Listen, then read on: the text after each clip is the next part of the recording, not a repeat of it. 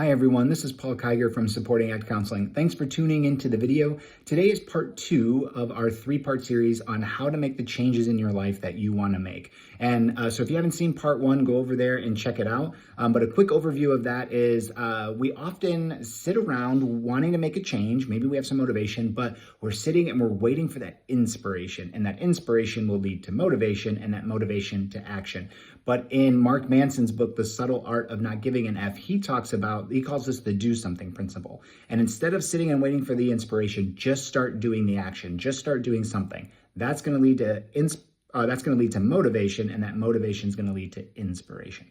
So today we're going to talk about 2 concrete skills you can use in order to take that first step and start doing that action. So they're both from the book Atomic Habits by James Clear. And the first one is the 2-minute rule.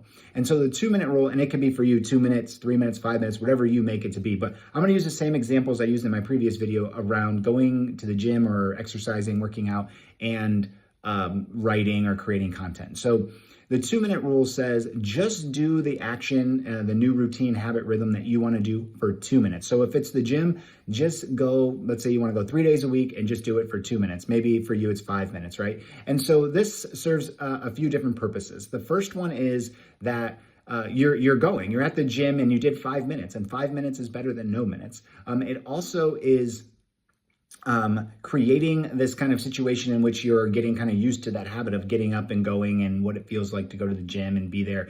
Another thing is you only have to do 5 minutes or 2 minutes, whatever it is for you. And if you do that, you're good. If you go to the gym and you do 5 minutes of working out, good, you're done. You can go home and feel good about it. But what often happens is once we're there, we don't want to stay for 5 minutes. We start doing the action, we feel motivated, and then we feel inspired, and you end up having a longer workout. So just commit to the 5 minutes, but it may lead you to doing more. The other thing that it does is it makes you begin to feel like someone who goes to the gym or who works out. So even if you only did it for 5 minutes, if you did it 3 or 5 days a week, then you're someone who goes to the gym and you feel what that's like, and you begin to be a gym person. Same with, or a person who exercises. Same with writing, right? Making content.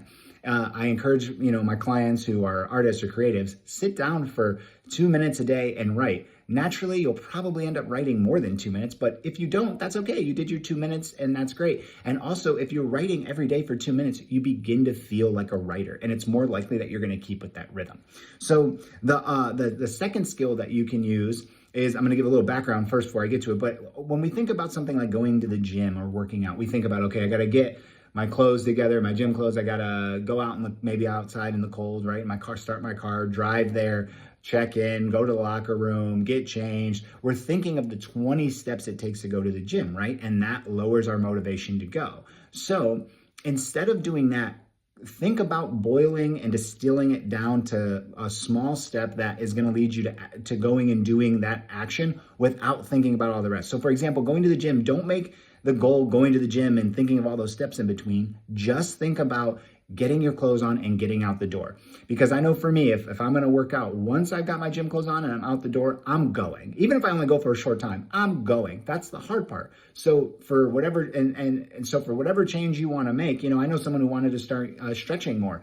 And instead of their goal of, getting their computer out and finding, stretching videos, and they were thinking about all those things, their goal became just sit on the floor. Because once they're sitting on the floor, they're going to stretch. They're going to start doing that action. And then if you're doing it every day, not only are you getting the benefits of that, but then you start to feel like someone who stretches, and it's more likely that you're going to do them. So try those 2 simple steps. They should help you, make that first change or that first step. And then remember, that's going to lead to more motivation and more inspiration. So check back in later for part 3, where we're going to kind of tie all this up and wrap it up together of one more step you can take in order to make the changes that you want to make.